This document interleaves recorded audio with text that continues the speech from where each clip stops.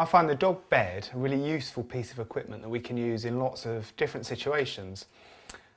One of them, perhaps when you're eating your evening meal, nobody wants dogs walking around looking at you, trying to solicit food from the table. It's just really useful if you can say, get in your bed, stay, and the dog will stay there until they're released. Another really important use for the bed is when visitors arrive at the door. Now, lots of people, when guests call at the house, they lose control. The dogs are excited to see visitors, they're fighting to open the door, and it's just mayhem. And if you can teach the dog, on your bed, stay, in whatever situation, it enables you to do lots of things like opening the door, like sitting down eating meals peacefully. Perhaps guests that are not that keen on the attentions of your dog, you can just send the dog to bed and reliably the dog will stay there. Now, this is an exercise that needs building up so that we start obviously gradually, and then having taught the dog the command of bed, we need to just simply start teaching the dog that it must remain on the bed until told otherwise.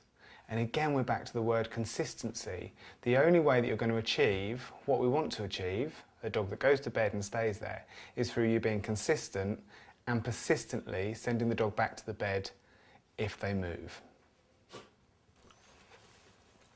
When I first start teaching the dog to go on the bed, I just use some food treats. And basically what I'm aiming to teach is to get the dog onto the bed and into a down position in one movement. So as I move my hand, I've got a little bit of sausage here for Brambles. So as I move my hand onto the bed, I put it straight down to the floor. I'm holding it between my two fingers, and as soon as his little bum goes down onto the ground, I'm going to release the food. Good boy, that's clever. So just repeat that a few times. Once he gets the idea, then I'll start linking the command of bed to it. So, good boy, that's very clever. Good lad. Okay, just one more time without the command. Good little boy.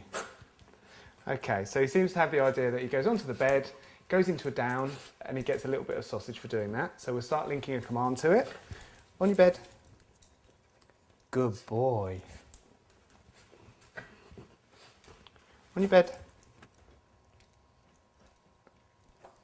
And again, holding it there until his bum's down. Good boy. And then releasing the food.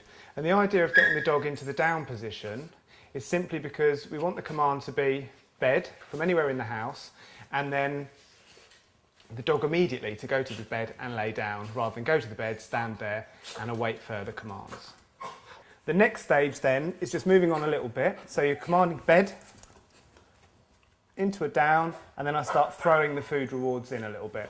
And the reason for that is that I want the dog to learn that he doesn't have to be right next to me to receive the food rewards. I want to start teaching a little bit of distance. On your bed. And then throwing. So again, I'm waiting for him to go into the down position, then I'm throwing the food. On your bed. Good boy, that's clever. On your bed. Good lad, clever boy. And then you progress that exercise from all over the house, sending the dog onto the bed and then throwing the food rewards. On your bed. On your bed. Brambles, good boy. On your bed. Good boy. Brambles, clever baby. Good lad.